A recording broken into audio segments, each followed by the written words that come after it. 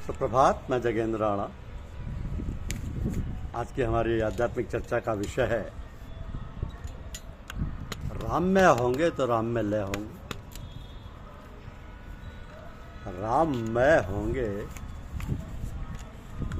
तो राम में लय होंगे।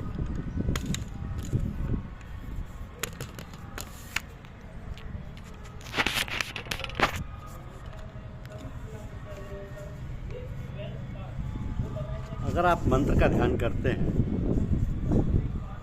और ध्यान के दौरान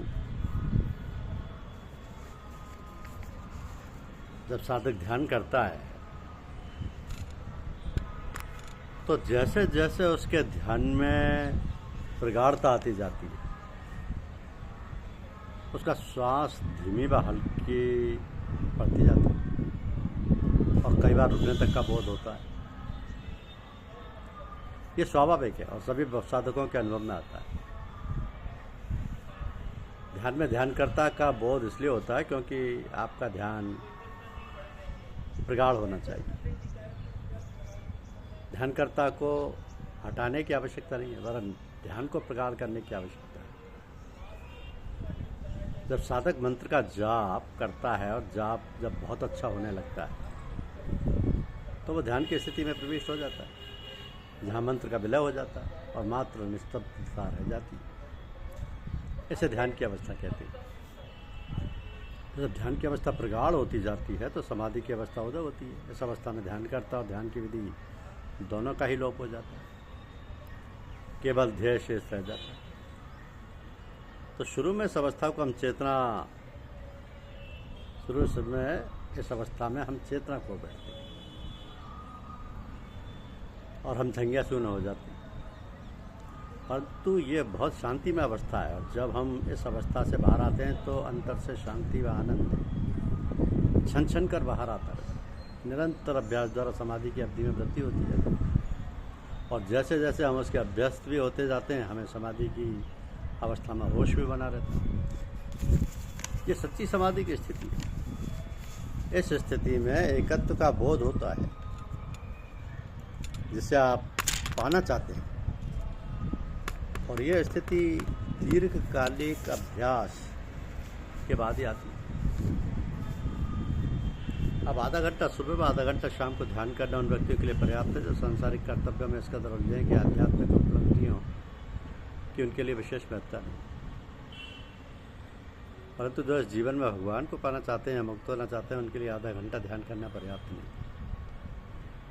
साधक को सुबह कम से कम 1 घंटा ध्यान करना चाहिए, शाम को आधा घंटा के ध्यान से काम चल सकता है, परंतु 1 घंटे तक ध्यान करने की कोशिश करनी चाहिए। साधना की ऊंची अवस्था में सुबह एक आसन में 3 घंटा बैठकर ध्यान करना चाहिए। हमारे शास्त्रों में कहा गया है कि जो साधक एक आसन में 3 घंटा आसानी से बैठकर ध्यान कर सकता है वो जीवन मरण के चक्कर से बाहर निकल जाता है। अपने अंतर में गहराई में बैठने के लिए लंबे समय तक ध्यान करना आवश्यक है। तो ध्यान की अवधि धीरे धीरे बढ़ाना चाहिए और जल्दीबाजी नहीं करनी चाहिए।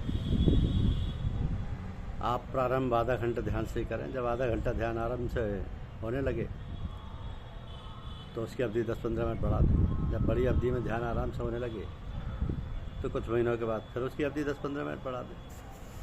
इस प्रकार धीरे धीरे बिना किसी जोर जबरदस्ती के ध्यान की अवधि बढ़ाते रहें। हाँ, एक बात का विशेष ख्याल रखें कि ध्यान प्रतिदिन उतना ही करें जितना आपने निर्धारित किया है, कम या ज़्यादा ना करें। यदि आप निर्धारित अवधि तक ध्यान नहीं करेंगे तो मन कम समय तक ध्यान करने का कुछ ना कुछ बहाना ढूंढ लेगा और कभी कभी तो नागा भी करवा देगा। तो साधक को मन की इन युक्तियों से बराबर सावधान रहना चाहिए। साथ ही यदि आप प्रतिदिन एक ही समय और एक ही स्थान पर ध्यान करें तो और अच्छा रहेगा।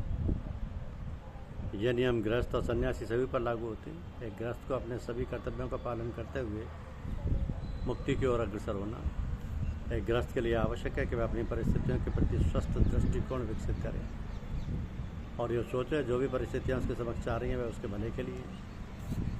जो भी अच्छी या बुरी वांछनीय परिस्थितियाँ उसके समक्ष आती हैं वो उसके पूर्व कर्मों का फल ही है और उन्हें भोग कर ही उनसे मुक्ति पाई जा सकती है। तो ग्रस्त साधक की ब्रह्मचर्या का भी पालन कर ग्रस्त साधक को ब्रह्मचर्या का भी पालन करना चाहिए। इस विषय में अति करना भी आध्यात्मिक प्रगति में बाधक है।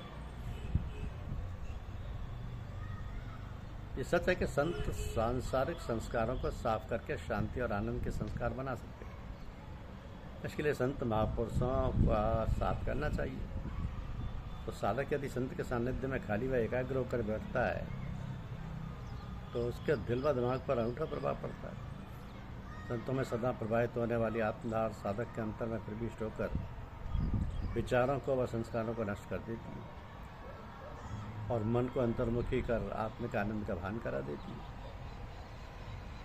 तो संतमत जिसे कहा जाता है उसमें साधक अपने प्रयास और गुरु कृपा के मिलन से आध्यात्मिक प्रगति करता है। गुरु तवज्जो देकर साधक के मन की गंदगी को साफ करता है, उसके मन के आवरण दूर करता है और उसे नई आध्यात्मिक अवस्थाओं का अनुभव कराता है। ये परिवर्तन गुरु के सानिध्य में तेजी से होता है। परंतु गुरु से स्नेह संबंध बना रहे तो दूर जाने पर भी आंतरिक सहायता मिलती रहती है। साधक का यह प्रयास होता है कि वह अपने अंतर में हो रहे इन परिवर्तनों को अपनी चेतना में रसा बसा ले। ऐसे एक उदाहरण के माध्यम से समझा जा सकता है कि एक धोबी आपके कपड़ों को धोकर साफ सुथरा कर सकता है, परंतु उन्हें जल्दी फिर ना गंदे होने का या फिर ना गंदे होने देना आपके ऊपर है। शुद्ध पवित्र जीवन यापन करके, यम नियम का पालन करके और नियमित ध्यान करके हम सत्संग के प्रभाव को अधिक समय तक अपने अंदर बनाए रख सकते हैं। तो साधक को सांसारिक व्यक्तियों से अनावश्यक मिलना जुलना नहीं चाहिए, क्योंकि ऐसे मेलजोल से मन पर बुरे प्रभाव पड़ सकते हैं, जिससे साधना में बाधा पड़ जाती है। हमें उनसे उतना ही मिलना चाहिए जितना आवश्यक हो, उससे अधिक नहीं। और जब लोगों से मिलना भी पड़े तो ख्याल में रहें, उस समय या तो ध्यानावस्था बनाए रखें या गुरु का स्मरण बनाए रखें।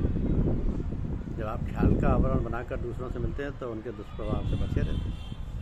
हाँ, हम ख्याल लोगों से मेल जोल बढ़ाना चाहिए। इससे ईश्वर प्रेम में अभिवृद्धि होती है। सबसे अच्छा सत्पुरुषों का सानिध्य जो अपने आप को परमात्मा में लेकर चुके हैं। बहुत सी किताबें भी नहीं पढ़नी चाहिए, क्योंकि ज़्यादा किताबें पढ़ने से मन कंफ्यूज होता है और जिस रास्ते पर वो चल रहा है उसके प्रति अश्रद्धा पैदा हो जाती है। एक साधक को संस्था के कार्य में भी अपने को अनावश्यक व्यस्त नहीं करना चाहिए। इसकी वजह अपनी साधना पर अधिक ध्यान देना चाहिए। 1000 तारागणों से अधिक प्रकाश अकेला चंद्रमा ही पृथ्वी को देता है। एक और ध्यान देने वाली बात यह है कि खाना बनाते समय ध्यानावस्था बनाए रखें। जब गुरुदेव या भगवान के स्मरण में खाना खाएं, खाना खाते समय भी खाना धीमे धीमे खाएं। ऐसा करने से शुद्ध विचार भोजन में प्रविष्ट हो जाते हैं और ऐसे भोजन का रस शरीर व मन को शुद्धिकरण करता है। और कोशिश हो तो हमें ये करना चाहिए कि हम राम का स्मरण हर समय बनाए रखें। हम अगर राम में होकर खाएंगे, राम में होकर पिएंगे, राम में होकर सब काम करेंगे और राम में होकर ही सोएं, तो ऐसा करने से हम राम में और हम में राम लय हो जाएंगे। ऐसा करने से राम हम में और हम राम में लय हो जाएंगे। तो ये राम में जीवन करना तो अपने ऊपर है ना, क्योंकि जब आप ध्यान करते हैं, खाना खाते हैं, खाना खाते समय भी ध्यान में बने रहते हैं, गुरुदेव या भगवान के स्मरण में खाना खाते हैं, ऐसा करने से शुद्ध विचार भोजन में प्रविष्ट होते हैं और ऐसे भोजन का रस शरीर व मन को शुद्धिकरण करता है। हम राम का स्मरण अगर हर समय करते रहेंगे तो राम में होंगे, राम में होकर खाएंगे, राम में होकर पिएंगे, राम में होकर सब काम करेंगे, राम में होकर सोएंगे। तो ऐसा करने से हम राम हम में और हम राम में लय हो जाएंगे। धन्यवाद।